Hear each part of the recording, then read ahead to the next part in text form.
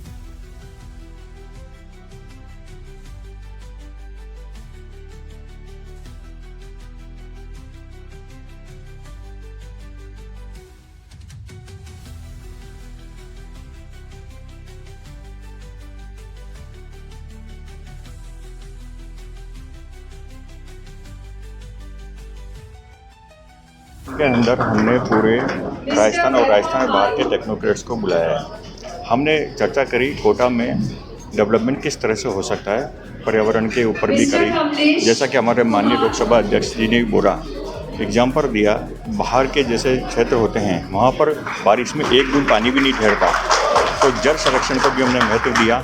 और बारिश का पानी जहाँ इकट्ठा होता जाता है और जहाँ छोटा इलाका है, जहाँ लो लेवल का एरिया, वहाँ पानी इकट्ठा हो जाता है, उसमें भी हमने चर्चा करी। और कोटा के विकास को किस तरह से पर्यावरण दृष्टि से सुधारा जा सकता है, उस पर भी विचार करा। और कुछ हमने ग्रीन बिल्डिंग के हिसाब से कहाँ से इम्प्रूवमेंट करा जा सकता है, क्योंकि आज का ग्लोबल वार्मिंग के चक्कर में सभी चीज़ें थोड़ी ख़राब होती जा रही है, नेचर से खिलवाड़ होता जा रहा है। तो हमने उस पर भी कई तरह चर्चा करी है।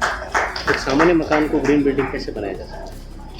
सबसे अच्छा तरीका है कि जो लोकल मटेरियल अवेलेबल है उसका यूज़ करा जाए। जैसे यहाँ पर लाइम स्टोन की प्रभुता है, फिर भी लाइम स्टोन का यूज़ नहीं हो पाता, जबकि बाहर के विदेशों में जाकर लाइम स्टोन का इतना अच्छा, कोटा स्टोन का इतना अच्छा यूज़ हो रहा है, उसको यूज़ करा जाए।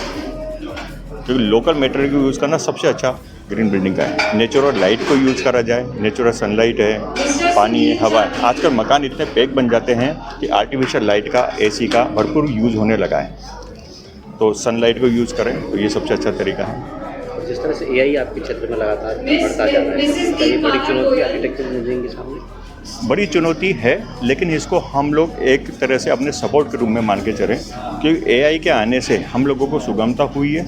लेकिन जैसे हमारे माननीय लोकसभा स्पीकर महोदय जी ने भी कहा था, क्योंकि एआई का आप उपयोग कर सकते हैं, लेकिन भावनाएं हम सब आर्किटेक्ट मिलके ही उस मकान को बनाने में लगा सकते हैं, सबकी भावनाओं को समझ सकते हैं। एआई हमें एक डिज़ाइन दे सकता है कि सपोज 30 साल के मकान में कैसा डिज़ाइन करना, वो एक स्ट्रक्चर सबके लिए खींच देगा, लेकिन सबकी भावनाएं अलग हैं, सबके परिवार के सदस्य अलग हैं। उसको एक जब तक हम आपस में बैठ के चर्चा नहीं करेंगे, तब तक ही एक टेक्नोक्रेट से उसकी ज़रूरत को पूरा कर सकता है। सर, आर्किटेक्ट के अभी जो भी मॉडल बन रहे हैं सारे विदेशी आधारित मॉडल है, क्या कोई स्वदेशी आर्किटेक्ट भी भारतीय आर्किटेक्ट की कोई विधा हो सकती है? आप बताइए, प्राचीन भारत से जो बिल्डिंग बनी हुई है, जितने मोमेंट्स हों, सब भारत के कारीगर ने, सभी भारत के आर्किटेक्ट ने बनाया हुआ है। आज का मॉडर्न आर्किटेक्ट में जाके हम डिजाइनिंग को सीख रहे हैं, लेकिन भारत में ऐसे जैसे स्ट्रक्चर हैं जिसको विदेशों से आकर लोग बाग देखते हैं कि किस तरह से डिज़ाइन करा गया था। हम राजस्थान में रहते हैं और राजस्थान की बहुत सारी बिल्डिंग जो बिना बाउंडिंग मटेरियल विदाउट सीमेंट के सिर्फ मैकेनिकल बॉन्डिंग के आधारित पे वो बनी हुई है और इतने सालों से टिकी हुई है। वहाँ किसी टेक्नोलॉजी की ज़रूरत नहीं। लेकिन आज का मॉडर्न विकास में हम इतना इजी गोइंग होते जा रहे हैं कि वो मेहनत नहीं रहती। हम चाहते हैं कि अपना मकान 6 महीने में, 1 साल में, 2 साल में कंप्लीट हो जाए। पुरानी जितनी मोमेंटो बिल्डिंग थी उसमें कई सालों लग जाते थे और सालों लगने के बाद में वो कई सालों से 600, 1000, 2000 सालों से बिल्डिंग टिकी हुई है। आजकल आरसीसी के मकान बनते हैं, कोड कहता है कि 100 ईयर लाइफ है, 80 साल लाइफ है और 100 साल के बाद में वो उसको झड़ना चालू हो जाता है। लेकिन पुरानी बिल्डिंग जो मैकेनिकल बॉन्डिंग से बनी हुई है आज भी टिकी हुई है। सर आखिरी सवाल, आर्किटेक्ट इंजीनियरिंग कितना अपग्रेड हो गया है?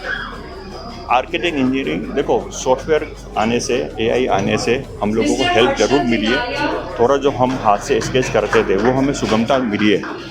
अपग्रेड तो टेक्नोलॉजी में होने से सब पे अच्छा प्रभाव पड़ता ही है, सीखने को मिलता है और थोड़ा काम भी जल्दी हो जाता है, इजी हैंडलिंग हो गया। लेकिन सबका एक, जब तक डिज़ाइन मन से नहीं करी जाए, भावनाओं से नहीं करी जाए, तब तक उसका वो प्रभाव आता नहीं। मेरा नाम मनीष जैन, इंजीनियर, और मैं बेसिक अर्थक्वेक इंजीनियर हूँ, एमटेक IIT रुड़की।